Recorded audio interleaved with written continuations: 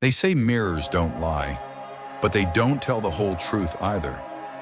What if the reflection looking back isn't you at all, but something waiting for your guard to drop? It started with a gift. My sister and I were clearing out my late grandmother's house, a quiet, creaking relic of another time. She had left me her mirror, an old, full-length Victorian piece framed in tarnished silver. I didn't want it. The thing gave me chills even as a kid. I remember catching glimpses of movement in it when the room was empty, but my sister insisted, "It's beautiful, and Grandma wanted you to have it." So I took it home. The first few nights, nothing strange happened. The mirror stood quietly in my bedroom corner, reflecting only what it should. Then one night, as I passed by it half asleep, I thought I saw something move, not behind me, in the reflection. A flicker like someone stepping just out of sight. I froze, staring at the glass. Everything looked normal. My heart thudded. I laughed nervously, blaming the dim light. But as I turned away, I heard it. A faint, hollow tap from the mirror's surface. By the third night, the tapping had grown louder. I started covering the mirror with a blanket, but every morning, I'd find the blanket folded neatly on the floor. And then I saw it. I was brushing my teeth, glancing at the mirror. My reflection blinked, and for half a heartbeat, it didn't blink with me. That night, I barely slept. I kept my eyes on the mirror until dawn, waiting for something else to happen. But nothing did, not until the following evening. I came home late. The house was silent, except for the ticking of the hallway clock. The mirror stood uncovered, even though I was sure I had draped it that morning. And then, as I walked past, I noticed the reflection again. The room behind me was darker in the glass, like the shadows were heavier there. Then I realized there was someone standing in the reflection. I turned slowly, my breath fogging in the air. No one. When I looked back at the mirror, the figure was gone, but the faint shape of a handprint remained pressed against the inside of the glass.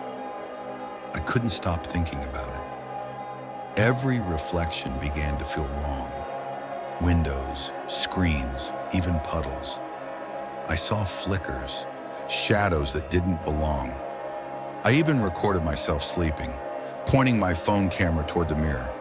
When I watched the footage the next morning, the first few hours were normal. Then around 3:17 a.m., something shifted. The blanket I'd thrown over the mirror lifted on its own. A pale, shadowy hand pressed against the inside surface, then another. Then the faint outline of a face, mine but smiling when I wasn't. The next morning, I couldn't stand it anymore. I dragged the mirror out to the backyard and smashed it with a hammer. Each strike echoed like thunder, shards scattered everywhere, each one still reflecting that same smile. But when I gathered the pieces to throw them away, I realized something horrifying. Every single shard showed a different angle of my room. None of them matched the real one. That night, I locked the shards in the basement, but at 3:17 a.m., I woke up to the sound of glass scraping on the floor upstairs. I ran to my room, heart pounding. The mirror, impossible, shattered beyond repair, was standing upright again, perfectly whole. Except now there was no reflection, only darkness. I reached out, trembling. The surface wasn't cold glass anymore. It felt soft, like fog or breath. Then something grabbed me.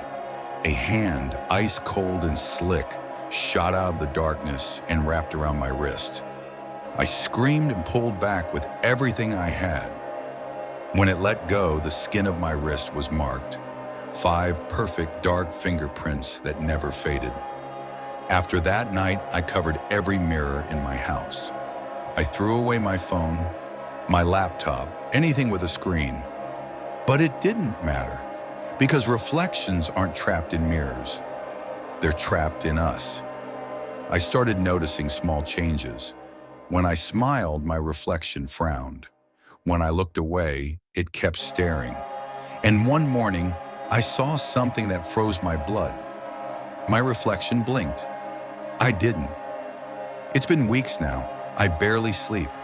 The reflection watches me constantly, sometimes from places where there shouldn't even be glass. Windows, the black screen of a turned-off TV. Last night, I woke to find my reflection standing outside my window. Not behind the glass. Outside, on the other side of the real world. It lifted its hand and pointed to the door.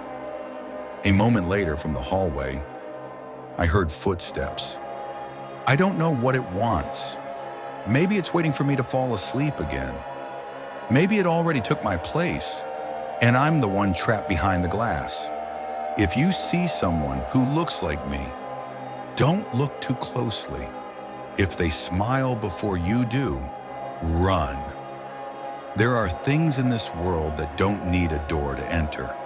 Sometimes all it takes is a reflection.